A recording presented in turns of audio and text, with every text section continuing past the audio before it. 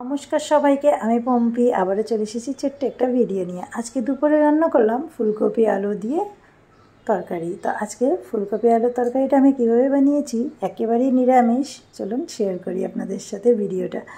এখানে আমি ফুলকপি কেটে নিয়েছি, ভালো করে ধুয়ে এখন ফুটিয়ে নিচ্ছি ফুলকপিটা।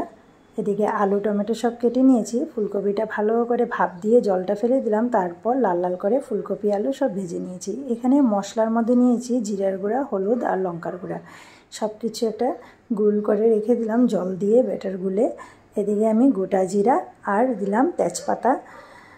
আজকে একেবারেই সিম্পলভাবে বানাবো ফুলকপির তরকারিটা। তো আমি এই যে গোটা জিরা তেজপাতাটা দিলাম, এর মধ্যে দিয়ে দিলাম মশলাটা যে আগে থেকে গুলিয়ে রেখেছিলাম সেই মশলাটা, আর এখন দিয়ে দিব বাটি ধোয়া জলটা।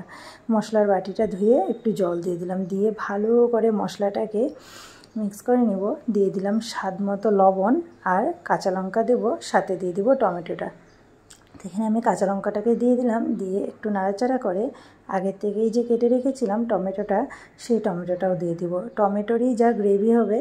আজকে একেবারেই সিম্পল করে বানাচ্ছি ফুলকপি আলুর তরকারি। আর এখনই ফুলকপি এরকম স্বাদও নিই, তার জন্য ভালো করে ফুটিয়ে নিয়েছি আগে, তারপর লাল লাল করে ফুলকপিটাকে ভেজে নিয়েছি। এখন টমেটোটাকেও দিয়ে ভালো করে নাড়াচাড়া করে ঢাকনা দিয়ে টমেটোটাকে একদম গলিয়ে নেব। এদিকে আমার ফুলকপি ভাজাটা একদম লাল লাল হয়েছে। আর দেখুন ঢাকনাটাকে তুলে ভালো করে আর দেখুন আমি মিক্স করছি। আর একদম মশলাটা আমার হয়ে গেছে, টমেটোটা দেওয়ায় একটু মশলা মশলা হয়েছে। আর এক্সট্রা কোনো আজকে মশলা দেব না, একদমই সিম্পলভাবে বানিয়েছি। সব কিছু মশলা মিলিয়ে এর মধ্যে ফুলকপিটা আর ভেজে রাখা আলুটা একসাথে দিয়ে দিলাম, দিয়ে ভালো করে ফুলকপি আর আলুর সাথে মশলাটাকে মিলিয়ে নেব। সামান্য একটু জল দিয়ে আবারও ভালো করে মিক্স করে নেব, কারণ মশলাটা আমার একদম জল শুকিয়ে গেছিলো, তাই একটু জল দিয়ে দিয়েছি। দিয়ে ভালো করে মশলাটাকে মিক্স করে নিলাম, একটু ঢাকনা লাগিয়ে আরও 1-2 মিনিট সিদ্ধ করে নিব। তো ভালো করে দেখুন কষানো হয়ে গেছে। এখন এর মধ্যে সামান্য একটু চিনি দিয়ে দিলাম, দিয়ে ভালো করে মিশিয়ে নিচ্ছি। সব কিছু মিশিয়ে কষা কষা করে একদম, তারপর গরম জল করতে দিয়েছি সাইডে, গরম জল দিয়ে দিব পরিমাণ মতো।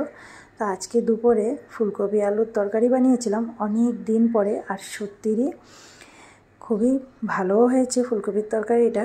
একদম নামিয়ে নিয়েছি, আর খাওয়া দাওয়ার পর আমি এখন ভয়েসটা দিচ্ছি আপনাদেরকে। দেখুন গরম জল দিয়ে ঢাকনা দিয়ে রেখে দেব, তারপর ওপর থেকে ঢাকনা দিয়ে ভালো করে টকবক টকবক করে ফুটে গেল। আর এখন ফুলকপির তরকারিটা আমার রেডি হয়ে গেছে। তো এই দেখুন ফুলকপির তরকারি, একদম সিম্পল রেসিপি আপনাদের সাথে শেয়ার করলাম। 2 দিন থেকে ভিডিও দিচ্ছিলাম না, আমার একটু নেটের প্রবলেম চলছিল, তার জন্য। তো ভাবলাম আজকে যা দুপুরে রান্না করলাম ফুলকপির তরকারি, তারই একটা ছোট্ট ভিডিও আপনাদের সাথে শেয়ার করি। কেমন লাগলো আমার এই রান্না আর এই ছোট্ট ভিডিও কমেন্টে জানাতে ভুলবেন না। ভালো যদি লাগে আমার ভিডিও, তাহলে আমার পেজটাতে ফলো দিয়ে আমার পাশে থাকবেন। আজকে এই পর্যন্ত, আবারও আসবো নতুন ভিডিওর সাথে। ততক্ষণ অবধি সবাই ভালো থাকবেন, সুস্থ থাকবেন, টাটা।